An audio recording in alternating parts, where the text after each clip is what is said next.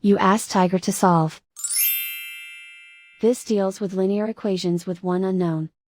The final result is x equals -3. Let's solve it step by step.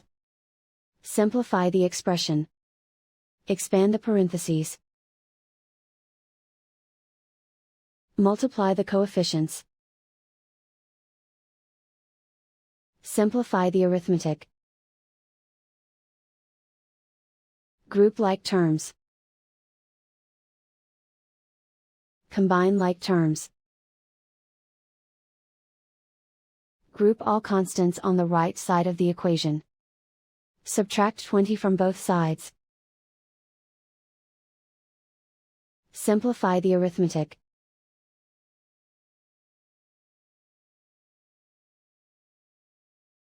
Isolate the x.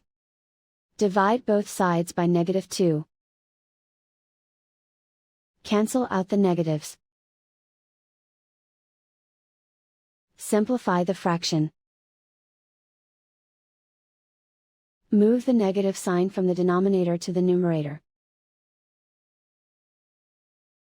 Find the greatest common factor of the numerator and denominator. Factor out and cancel the greatest common factor. And so the final result is x equals -3.